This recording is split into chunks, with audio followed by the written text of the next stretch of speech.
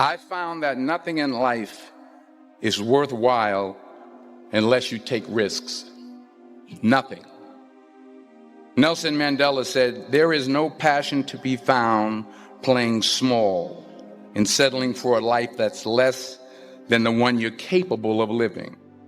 Now, I'm sure in your experiences in school and applying to college and picking your major and deciding what you want to do with life, I'm sure people have told you to make sure you have something to fall back on. Make sure you got something to fall back on, honey. But I never understood that concept, having something to fall back on. If I'm going to fall, I don't want to fall back on anything. I want to fall forward. I figure at least this way I'll see what I'm going to hit. Without consistency, you'll never finish. So do what you feel passionate about. Take chances. Don't be afraid to fail. There's an old IQ test, was 9 dots, and you had to draw 5 lines with a pencil within these 9 dots without lifting the pencil. The only way to do it was to go outside the box. Don't be afraid to think outside the box. Don't be afraid to fail big, to dream big. But remember, dreams without goals are just dreams. Reggie Jackson struck out 2,600 times in his career, the most in the history of baseball. But you don't hear about the strikeouts. People remember the home runs. Fall forward. Thomas Edison conducted 1,000 failed experiments. Did you know that? I didn't know that. Because the 1,001st was the light bulb. Fall forward. Every failed experiment is one step closer to success. You've got to take risks, and I'm sure you've probably heard that before, but I want to talk to you about why that's so important. You will fail at some point in your life. Accept it. You will lose. You will embarrass yourself. You will suck at something. There's no doubt about it. And I know that's probably not a traditional message for a graduation ceremony, but hey, I'm telling you, embrace it because it's inevitable.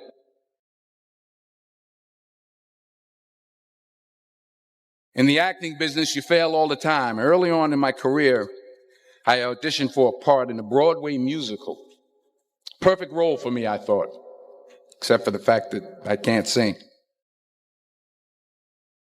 I didn't get the job. But here's the thing. I didn't quit. I didn't fall back. I walked out of there to prepare for the next audition and the next audition and the next audition. I prayed. I prayed and I prayed. But I continued to fail and fail and fail. But it didn't matter because you know what? There's an old saying, you hang around the barbershop long enough, sooner or later you're going to get a haircut. So you will catch a break, and I did catch a break.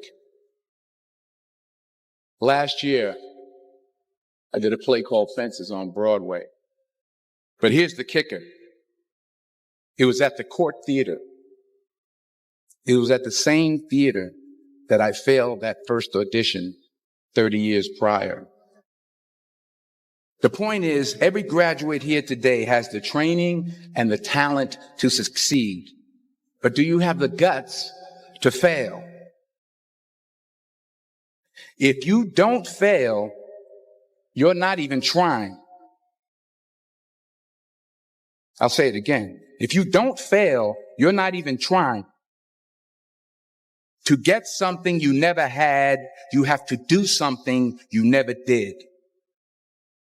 Just imagine you're on your deathbed, and standing around your deathbed are the ghosts representing your unfulfilled potential. The ghost of the ideas you never acted on. The ghost of the talents you didn't use.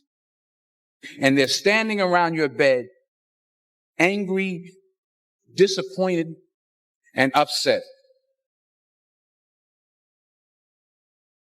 They say we came to you because you could have brought us to life, they say. And now we have to go to the grave together. So I ask you today, how many ghosts are going to be around your bed when your time comes?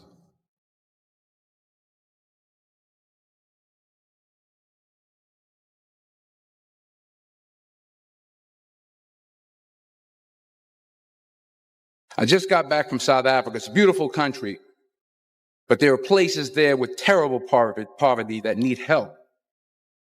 And Africa is just the tip of the iceberg. The Middle East needs your help. Japan needs your help. Alabama needs your help. Tennessee needs your help. Louisiana needs your help. Philadelphia needs your help.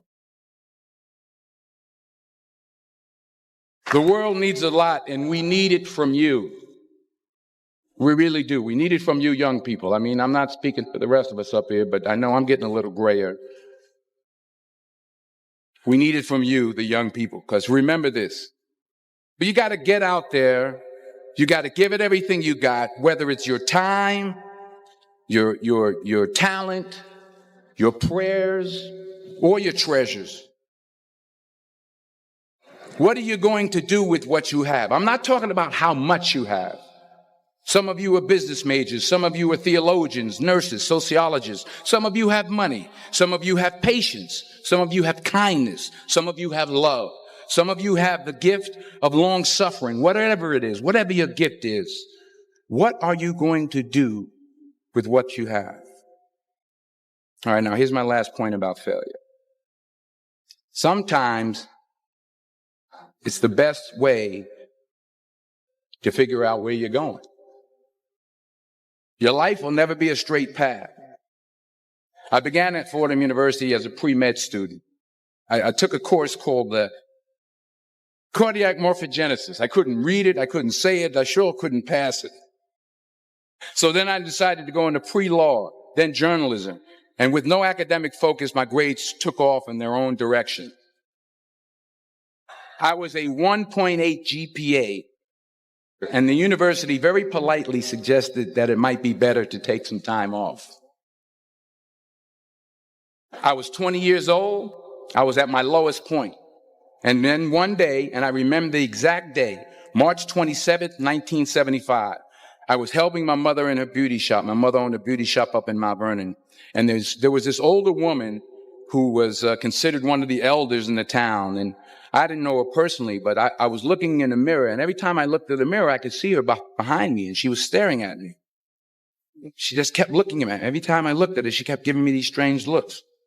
So she finally took the dryer off her head and she said something I'll never forget. She said, "Young boy, I have a prophecy, a spiritual prophecy." She said, "You are going to travel the world and speak to millions of people." And in the years that followed, just as that woman prophesied, I have traveled the world and I have spoken to millions of people through my movies. Millions who up till this day couldn't see me. Who up till this day I couldn't see while I was talking to them, and they couldn't see me. They could only see the movie. They couldn't see the real me. But I see you today, and I'm encouraged by what I see. And I'm strengthened by what I see. Because taking risk is not just about going for a job. It's also about knowing what you know and what you don't know. It's about being open to people and to ideas. The chances you take, the people you meet, the people you love, the faith that you have, that's what's going to define you. Never be discouraged.